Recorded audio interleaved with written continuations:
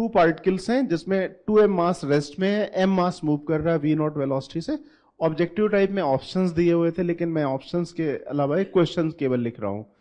Question में दिया हुआ था कि आफ्टर ये जो सेंटर ऑफ मास के फ्रेम में पार्टिकल 30 डिग्री टर्न हो जाता है, तो दोनों पार्टिकल के बीच में एंगल कैलकुलेट करना है कि कितना एंगल होगा, मतलब ग्राउंड फ्रेम के रिस्पेक्ट में एंगल ऑफ डाइवर्जेंस कैलकुलेट करना है।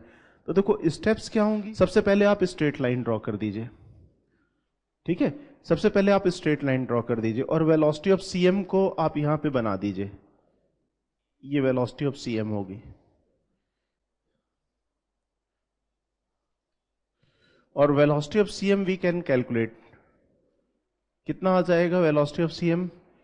m multiplied by v naught plus 0 divided by m plus 2m that equal to v naught by 3।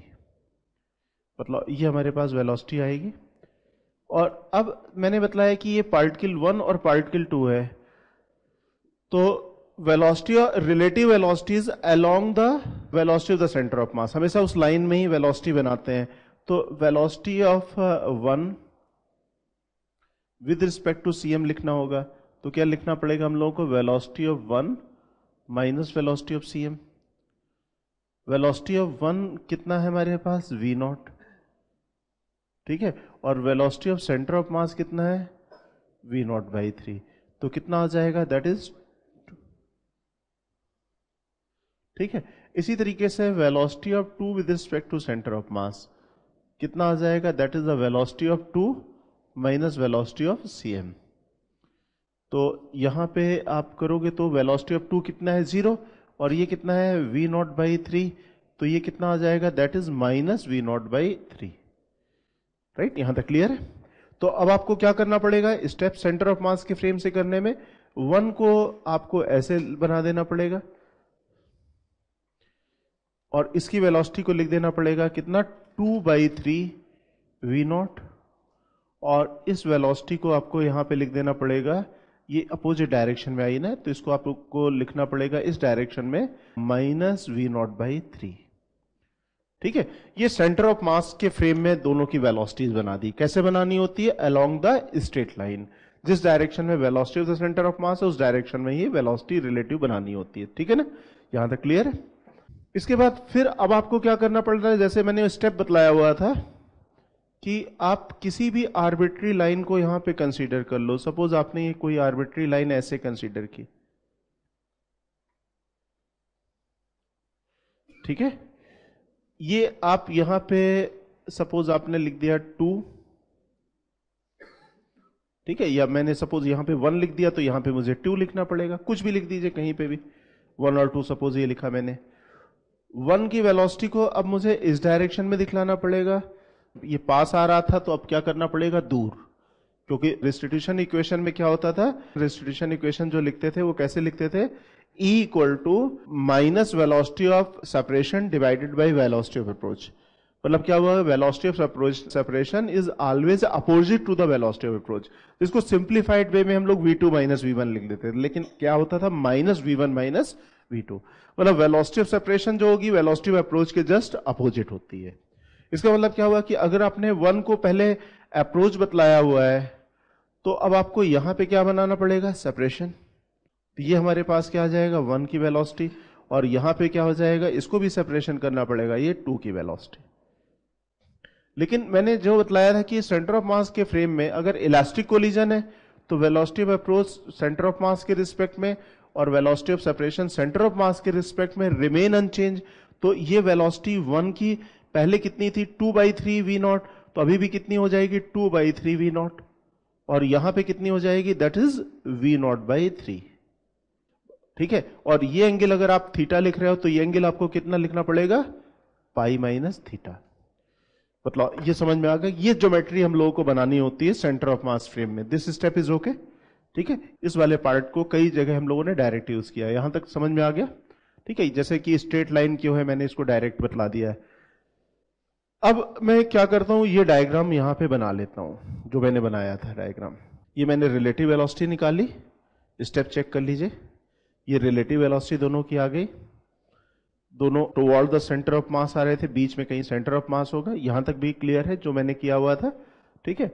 अब मैं क्या कर रहा हूं, यहां पे कोई लाइन ड्रॉ की, वेलोसिटी वेक्टर्स बना दिए, एक थीटा एंगल ले लिया, एक पाई माइनस थीटा ले लिया। आपको मालूम है कि रेड कलर का वेक्टर कितना हो जाएगा 2/3 वी नॉट, और ये ग्रीन कलर का वेक्टर कितना हो जाएगा v0/3 होगा। मैंने इनको अलग से वेक्टर बना लिया, ये कर लिया, ठीक है। ये वेलोसिटीज किसके रिस्पेक्ट में मैंने बतलाई हुई है, सेंटर ऑफ मास के रिस्पेक्ट में। लेकिन मुझे किसके रिस्पेक्ट में वेलोसिटी चाहिए, ग्राउंड के रिस्पेक्ट में। मैग्नीट्यूड भी चाहिए और डायरेक्शन भी चाहिए, तभी तो हम लोग एंगल ऑफ डाइवर्जेंस कैलकुलेट कर पाएंगे। यहां तक समझ में आ गया ना, up to this part is okay, ठीक है। अच्छा, अब मैं यहां पे एक सिचुएशन आपको बतलाता हूं।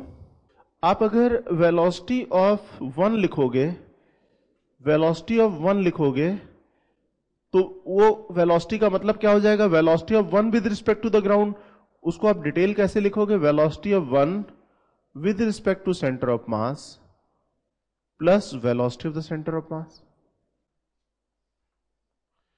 बदलाव लिखोगे ना। और velocity of the centre of mass आपको मालूम है इस डायरेक्शन में आई थी, कितनी आई थी, v0/3 आई थी। ये velocity of the centre of मास थी। तो अगर आपको वेलोसिटी ऑफ 1, जैसे ये वेक्टर आप देख रहे हो, ऊपर वाला वेक्टर देख रहे हो, ये velocity of 1 with respect to centre of mass दिया हुआ है। आप इसमें velocity of the centre of mass अगर ऐड करोगे तो ट्रायंगल लॉ से ऐड करने के लिए आपको वेक्टर कहां पे ऐड करना पड़ेगा, यहां। मतलब ये वाली बात ठीक है ना, क्योंकि आप देख रहे हो कि ये दोनों वेक्टर का सम करना है। तो अगर आप इन दोनों को ऐड कर दोगे तो ये जो वेक्टर आएगा, ये जो मैं बाद में बना रहा हूं, ये कौन सा वेक्टर आ जाएगा, वेलोसिटी ऑफ 1, किसके रिस्पेक्ट में, ग्राउंड के रिस्पेक्ट में। तो ये हमारे पास हो जाएगा velocity of the centre of mass, ये velocity of 1 with respect to centre of mass. तो ये जो वेक्टर आया हुआ है velocity of 1 with respect to the ground आएगा। ये वाली बात समझ में आ गई, velocity of 1 with respect to the ground होगा। अगर इस तरीके से हम लोग बना लेते हैं तो क्वेश्चन को हमें एनालाइज करने में जो बहुत ज्यादा स्टेप्स वहां पे हो जाती हैं ऑब्लिक कोलिजन में, कम हो जाती हैं, स्पेशली इलास्टिक कोलिजन के केस में, ठीक है। यहां तक समझ में आ गया, ठीक है। अच्छा, अब मान लो कि ये angle, this angle is alpha, ये एंगल अल्फा है, तो ये एंगल बोलो कितना हो जाएगा, ये आ जाएगा थीटा माइनस अल्फा, और ये पैरेलल लाइन है तो ये एंगल कितना होगा, अल्फा।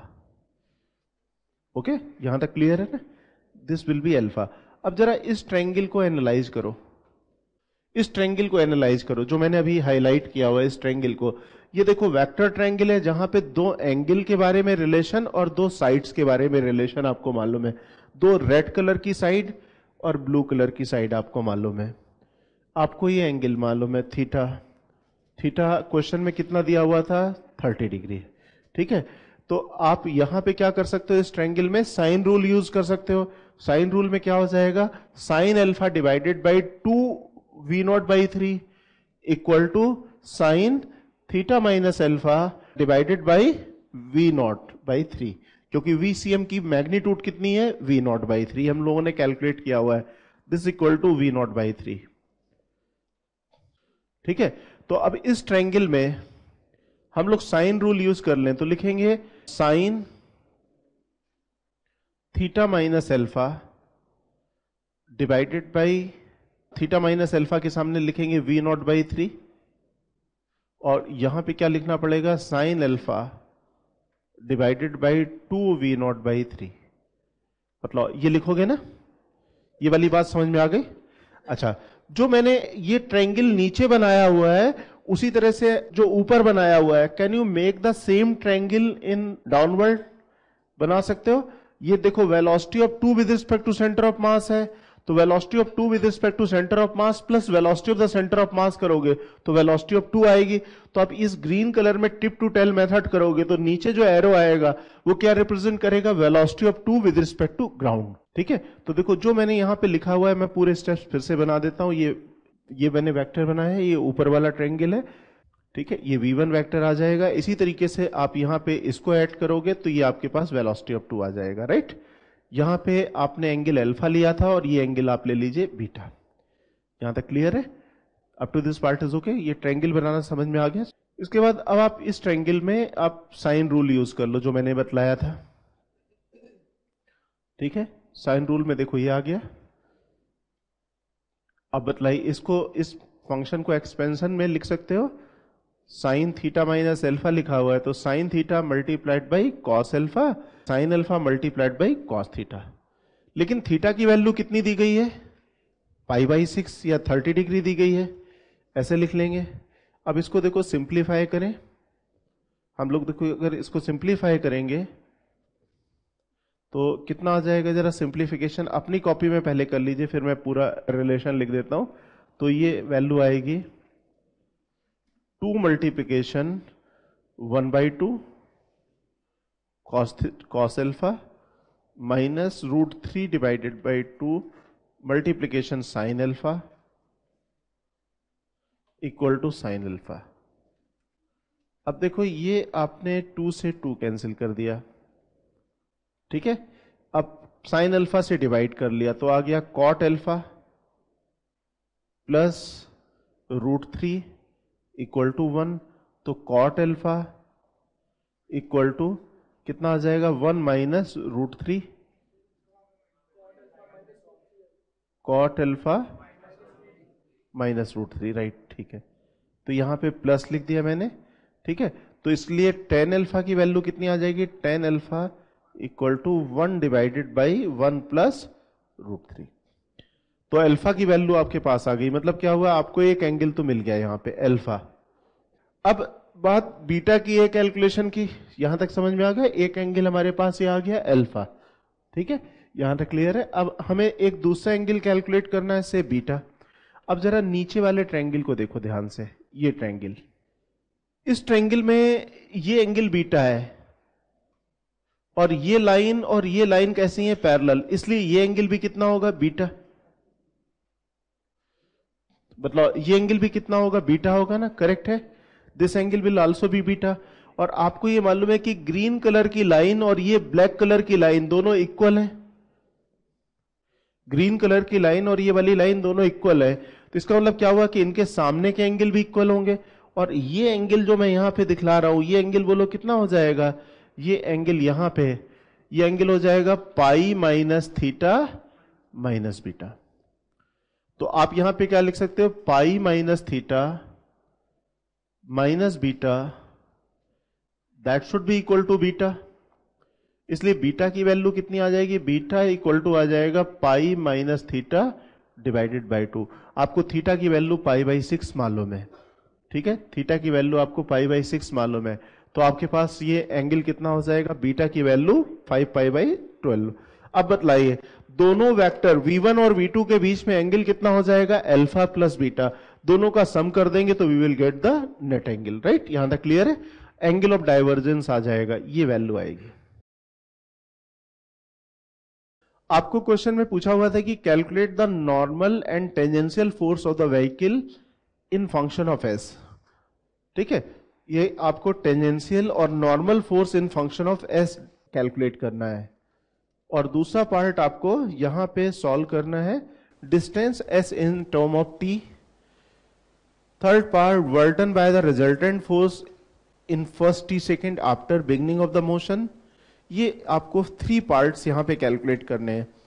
आपको याद होगा ऐसे क्वेश्चन आपने कुछ सॉल्व किए थे पावर वाले में, ठीक है। आपको याद है हम लोगों ने पावर के जब क्वेश्चन किए थे तो उसमें कोई पावर का रिलेशन दिया होता था, तो आपको velocity in function of time या position in function of time ऐसे कैलकुलेट करना होता था।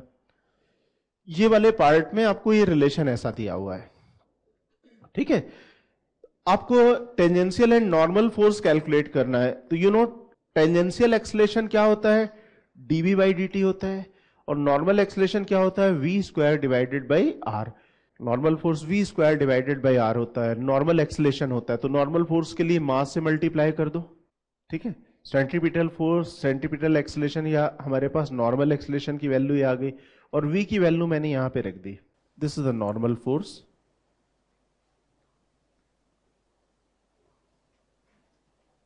ठीक है। देखो नॉर्मल फोर्स इतना आ गया, यहां तक ठीक है ना। और आपको ये मालूम है टेंजेंशियल एक्सलेशन, अब लिखें टेंजेंशियल एक्सलेशन,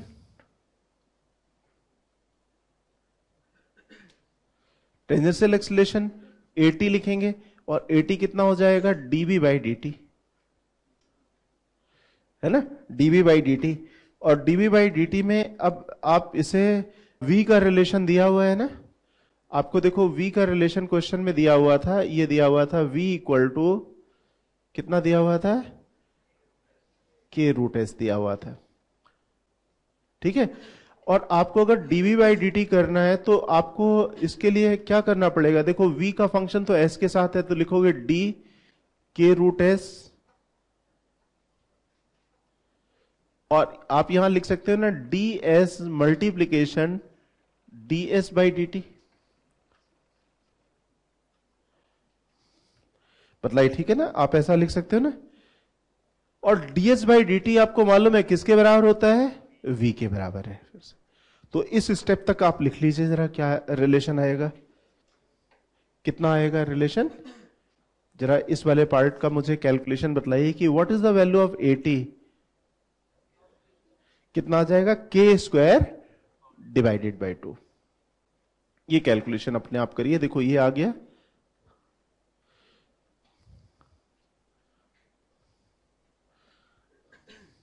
ठीक है। तो इसलिए टेंजेंशियल फोर्स कितना हो जाएगा, मास मल्टीप्लाइड बाय एक्सलेशन, कितना हो जाएगा, mk स्क्वायर डिवाइडेड बाई 2 हो जाएगा, ठीक है ना। यहां तक क्लियर है। मैं पिछले वाले पार्ट को लगातार रिवाइज भी कराता रहूंगा ताकि उसमें यूज टू हो जाए हम लोग। तो आपके पास टेंजेंशियल फोर्स की वैल्यू आ गई, k स्क्वायर बाई 2 आया, तो मास से मल्टीप्लाई कर दिया तो हमारे पास हाफ mk स्क्वायर आ गया। तो टेंजेंशियल एंड नॉर्मल फोर्स तो आ गया हमारे पास, टेंजेंशियल और नॉर्मल फोर्स आ गया हमारे पास, राइट, यहां तक क्लियर है, ठीक है, दिस पार्ट इज ओके। अब हमें डिस्टेंस कैलकुलेट करनी है, distance s in term of t calculate करनी है। अब आप बतलाइए क्या करोगे, ds by d t equal to v, आप यहां पे लिखोगे ds बाई डी टी, छोटा क्वेश्चन है लेकिन रिवाइज करने के लिए हम लोगों ने इसको किया हुआ है, v इक्वल टू आपको मालूम है ds बाई डी टी, ठीक है, यहां तक क्लियर है। और ये आपको मालूम है this is equal to k root s, okay. तो आप यहां क्या लिखोगे, ds divided by root s equal to कितना हो जाएगा, k dt, यहां तक क्लियर है।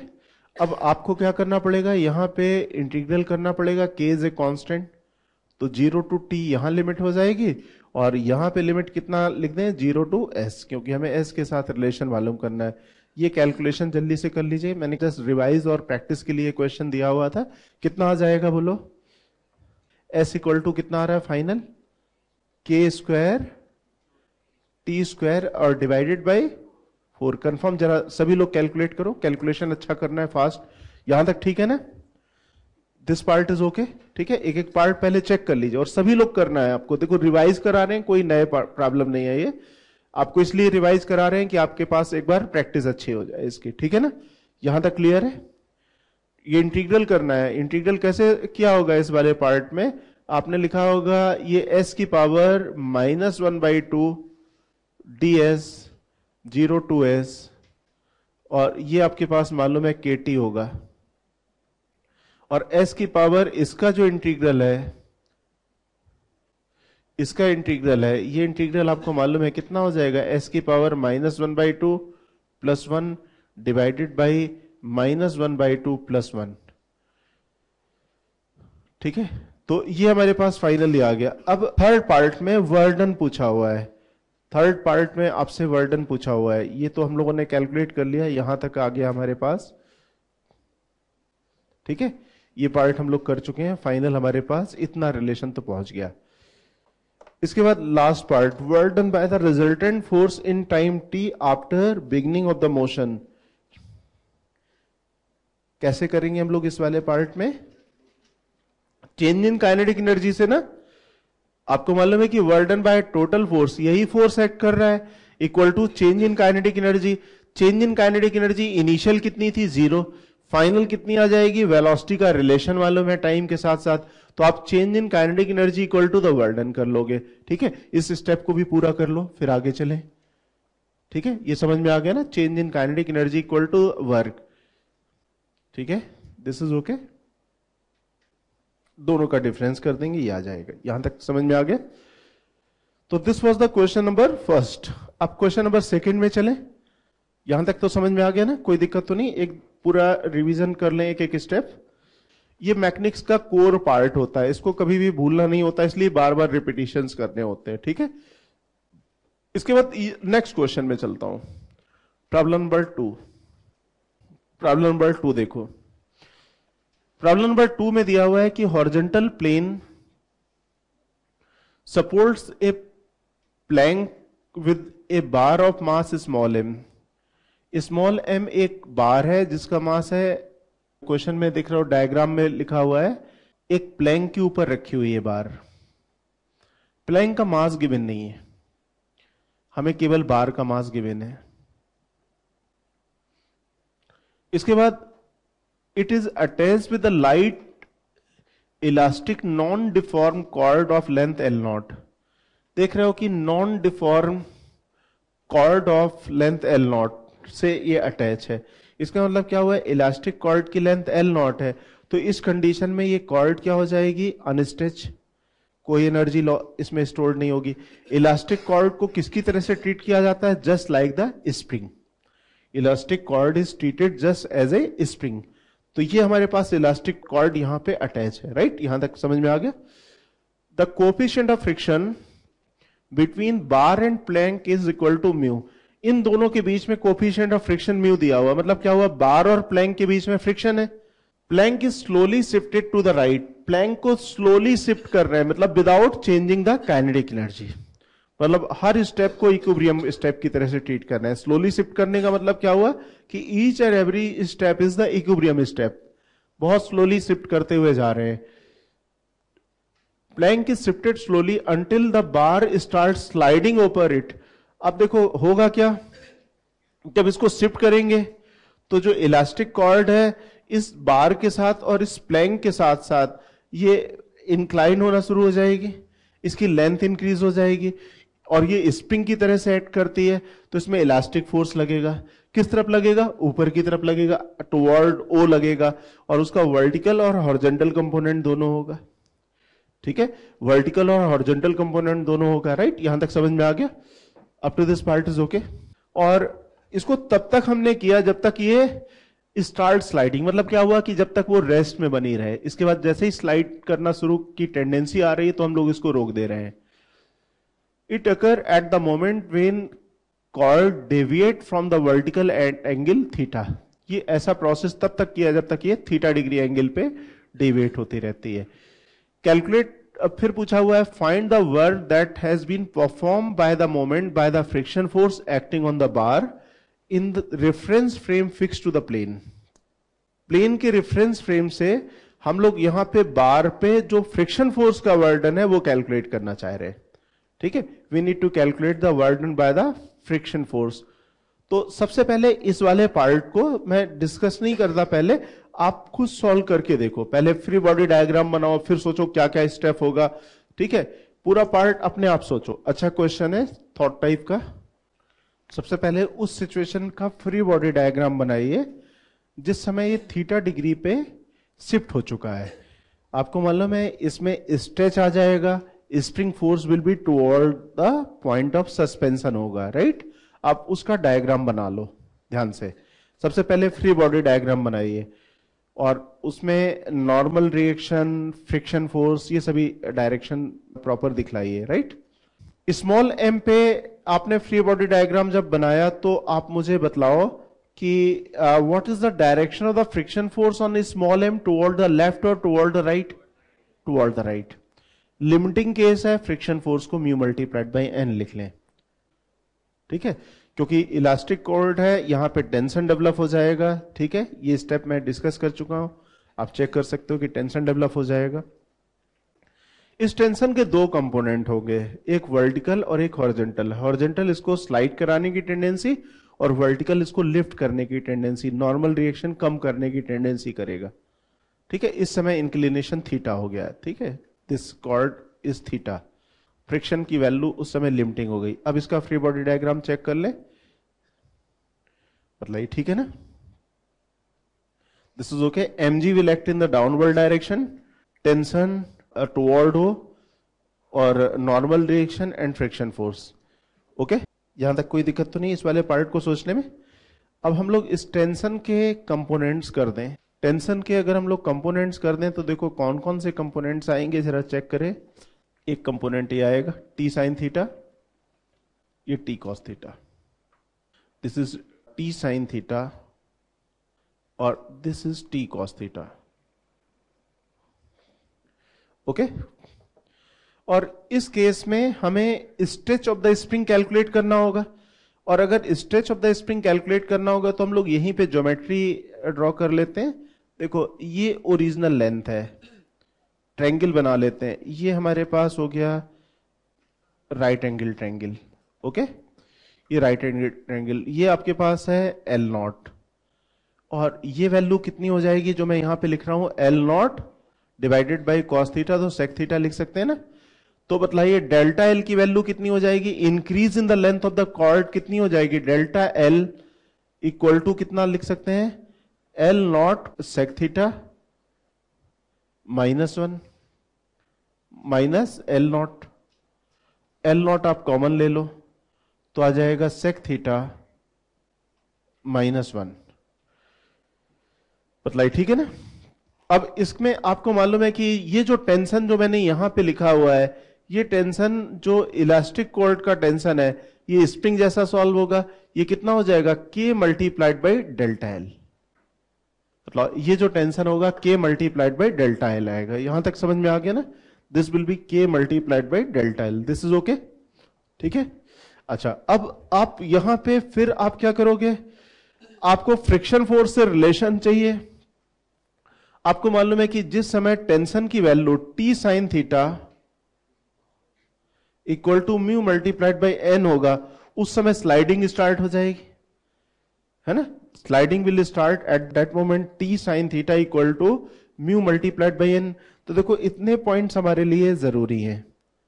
ये हमारे पास टी की वैल्यू है, ये जो हम लोगों ने लिखी है that is the value of T, और डेल्टा एल हम लोग यहां पे कैलकुलेट कर चुके हैं। This is okay. अब हमें नॉर्मल रिएक्शन की भी जरूरत होगी, तो नॉर्मल रिएक्शन बोलो यहां पे क्या हो जाएगी, नॉर्मल रिएक्शन कितना हो जाएगा, mg minus T cos theta. ठीक है, ये आपके पास n की वैल्यू आ गई। n की वैल्यू आप इस इक्वेशन में जो मैंने लिखी हुई है t की इक्वेशन यहां रखोगे।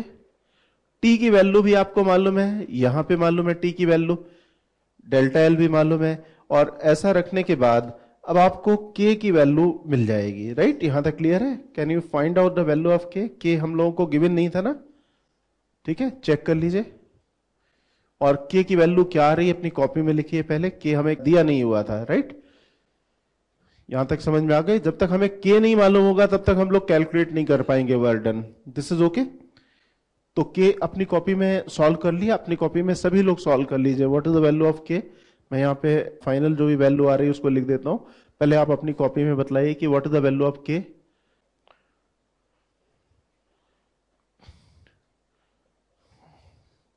देखो आपके पास ये इक्वेशन है, मैं लिखता हूं।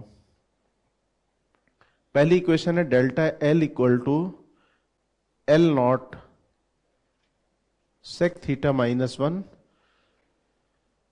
फर्स्ट, और टेंशन की वैल्यू आपको मालूम है k multiplied by L naught sec theta -1 से आपने इसको इक्वेशन नंबर सेकेंड लिख दिया है।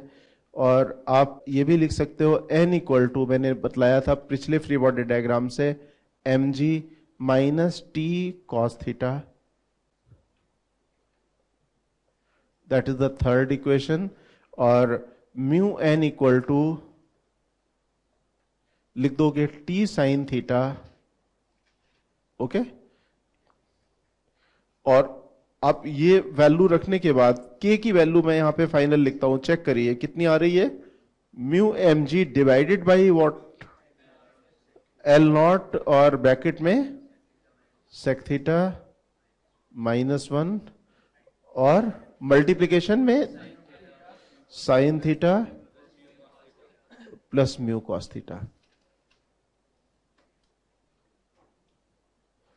ठीक है, ये बतलाइए, ठीक है ना, कि आपके पास k की वैल्यू आ गई। अगर k की वैल्यू आ गई, अब यहां पे ध्यान से सुनिए कि आपको ये मालूम है कि स्लोली शिफ्ट कर रहे हैं ना यहां पे। अगर हम लोग इस सिस्टम को स्लोली शिफ्ट कर रहे हैं तो वो लोग क्या होगा, इस वाले पार्ट में हमने यहां पे स्लोली शिफ्ट किया हुआ है, तो काइनेटिक एनर्जी का कोई चेंज नहीं आएगा। तो जो भी वर्क होगा वो किस में चला जाएगा, पोटेंशियल एनर्जी। पोटेंशियल एनर्जी किसमें, कॉर्ड की पोटेंशियल एनर्जी में चला जाएगा। इसका मतलब क्या हुआ कि work done equal to change in potential energy, और चेंज इन पोटेंशियल एनर्जी कितनी हो जाएगी, के डेल्टा एल स्क्वायर। राइट, यहां तक लिख लोगे ना, हमारे पास पोटेंशियल एनर्जी हो जाएगी आपके डेल्टा एल स्क्वायर। तो अब अपनी कॉपी में फाइनलाइज कर लेते हैं रिलेशन। ठीक है, लिखेंगे work done equal to W total, इधर इनफैक्ट जो डब्ल्यू टोटल होगा इस ब्लॉक में, समझ रहे हो ना, इस ब्लॉक में जो वर्क करेगा वो कौन वर्क करेगा, फ्रिक्शन। इस वर्क में W total is the W friction for block, block मतलब बार, इसमें डब्ल्यू टोटल डब्ल्यू फ्रिक्शन होगा, और ये डब्ल्यू फ्रिक्शन किसके बराबर हो जाएगा, हाफ के डेल्टा एल स्क्वायर। बताइए, ठीक है ना। के की वैल्यू आपको मालूम है, डेल्टा एल भी आपको मालूम है, you can find the final result. ये आपको मालूम है, यहां रखोगे, के मालूम है, you can get the work done. यहां तक समझ में आ गया ना, दिस इज ओके, ठीक है।